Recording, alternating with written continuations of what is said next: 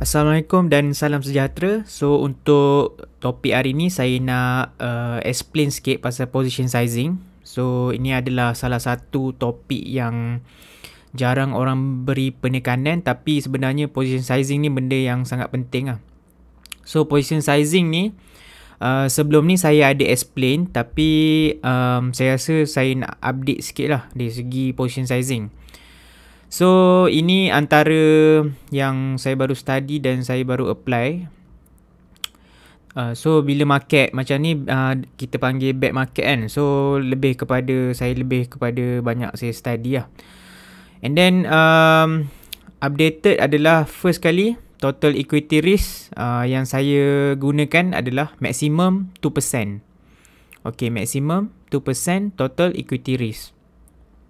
And then next, total equity risk in a month adalah 6%. So maksudnya contoh kalau kita dalam satu position tu, so kita punya maximum risk adalah 2%.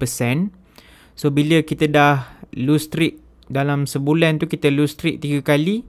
So kalau boleh kita stay out dulu lah dari market. And then kita nak manage balik our confidence. Kita nak balik bagi kita punya emosi tu neutral balik. So kalau boleh kita rest maybe 1 to 2 weeks lah. And then baru kita enter balik dari segi position. Ataupun kita enter balik next month. Alright. So total equity risk formula dia adalah position sizing darab dengan stop loss percentage. Okay, so position sizing ni tak payah letak percentage lah. Contoh 20% position sizing. So tak payah letak dia punya percentage. Kita letak dekat percentage dia dekat stop loss. So contoh 20% position darab dengan 8%. So dapat 1.6% risk lah. So contoh 20% position darab dengan stop loss position contoh 10%. So akan dapat 2% risk. So kalau boleh kita nak maximum adalah 2% lah. 2% maximum risk. Alright. So, and then next. Okay, next. Guidelines. Okay, guidelines yang kita guna adalah kita jangan masuk lebih daripada 30% position sizing dalam satu position. So, kalau all in 50% pecah 2 lagilah bahaya kan. So, kalau all in 100%. So, kalau boleh elakkan lah. Tapi ini based on risk appetite masing-masing lah. Tapi guideline saya gunakan never enter more than 30% position sizing in one position. So dia punya relation dia, kalau position sizing kita meningkat, stop loss kita berkurang lah. So contoh kita punya position sizing 30%. So stop loss kita 30 darab 8% apa? Contoh 30 darab 8%. So 2.4 kan. So kalau 2.4 dah lebih daripada 2. And then kena reduce lah dia punya stop loss. Okay, and then guidelines to use ni based on masing-masing punya emosi lah. So kalau senang cerita, position sizing ni kena based on your sleep level lah. So kalau you boleh tidur dengan position sizing all in, so it's up to you lah.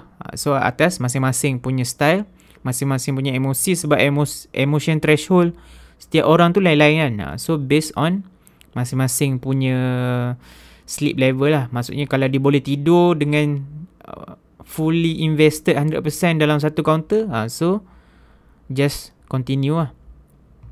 Alright, so position sizing ni, okay, so position sizing ni saya pecah kepada 2 lah. Okay, pecah kepada 2. Contoh kita ada first kali high conviction stock ataupun A plus candidates. Dari segi A plus candidate ni, kalau kita tengok dari segi chart dia, weekly dengan daily cantik. Lepas tu dia ada good fundamental. And then not volatile lah. And not volatile maksudnya dari segi kenaikan dia tu very smooth. And then kita target untuk kita hold. Walaupun dia ada pullbacks ataupun natural reaction, kita still hold until ada obvious major reversal pattern. And then boleh gunakan MA50 as a sell guideline lah. Sebab EMA21 ni basically is not a strong support. So kalau kita guna basically memang akan banyak kena stop out lah.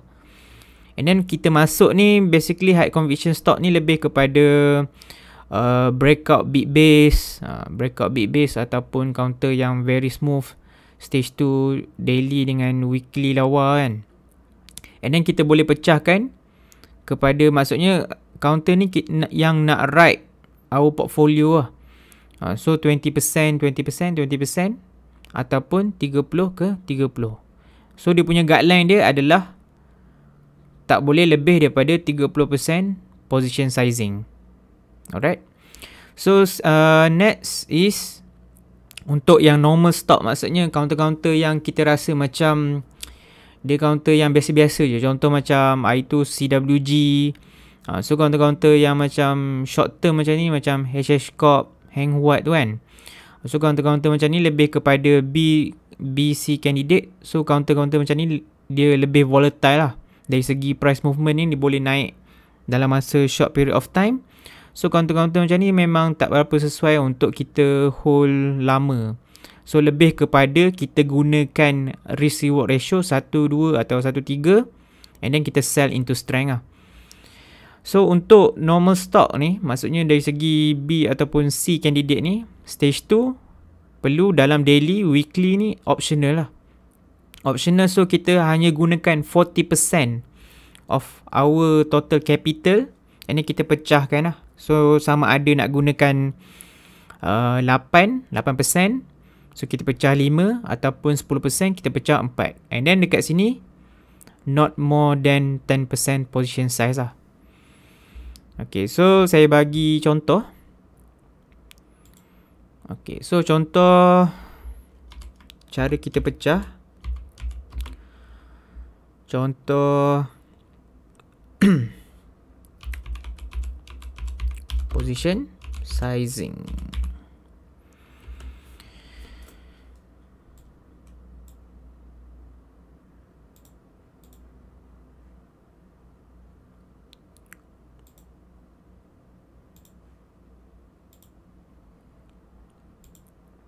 So contoh kita punya modal.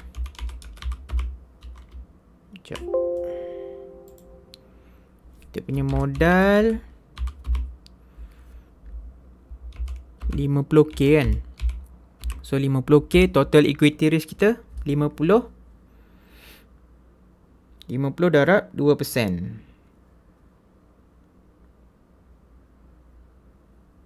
So dalam 1000 lah. Total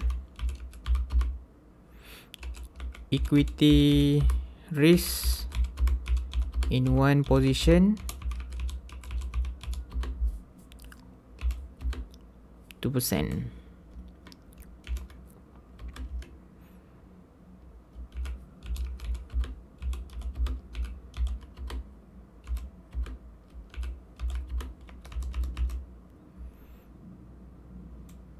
Okay, so ni contoh lah. Alright, and then kita akan letak untuk A plus candidate ataupun high conviction name.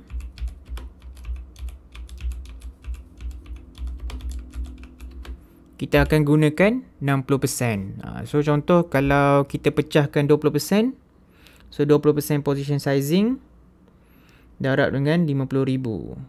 So akan kita gunakan 10,000 lah satu. 10k 10k 10k contoh.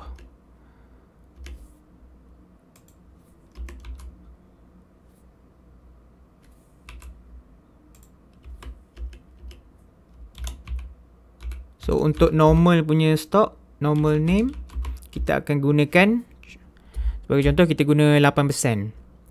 So 8%, mungkin 8% darab 50,000 kan. So kita dapat dalam 4k lah. So 4k.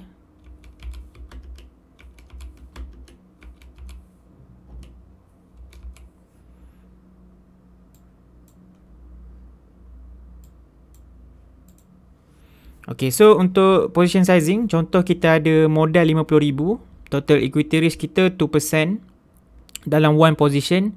So risk dalam RM kita 1000 lah. Okay, so untuk high conviction name, kita letak position sizing kita 10,000.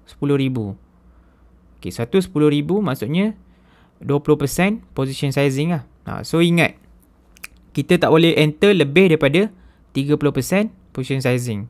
So untuk normal name ni lebih kepada just kita nak move around our kita punya equity curve. So make sure kita sell into strength. And then benda ni kita lebih kepada kita nak short swing lah. Maksudnya kita dapat double atau triple our risk. So kita just sell fully position. So ini adalah contoh-contoh contoh position sizing. So kalau yang untuk normal stock, kita akan sell into strength just to make sure your account is moving. So ni 40% and then ni 60%. So benda ni based on masing-masing, tapi yang saya pegang adalah untuk high conviction name, kita tak boleh lebih daripada 30% position size.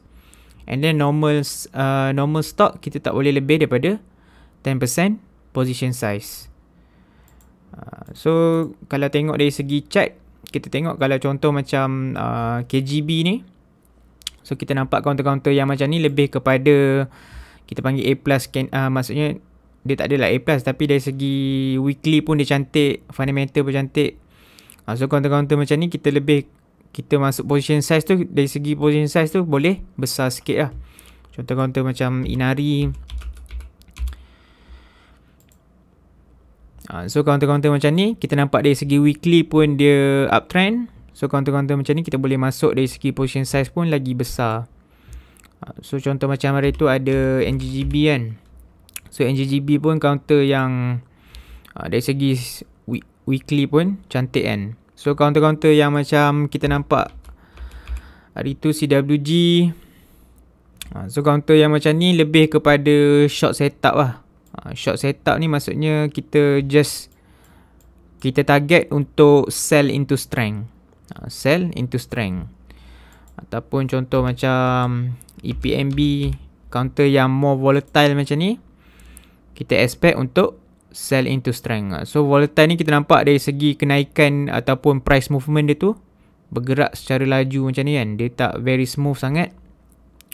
So counter-counter macam ni kita boleh sell into strength lah, untuk double ataupun triple our risk reward ratio. So position sizing ni, yang mana counter-counter yang contoh counter-counter yang dekat weekly very smooth. So sayang lah kalau kita guna double atau triple risk, kita jual kan. So memang kalau you jual sebab 10 ke 15%, naik sampai beratus-ratus persen.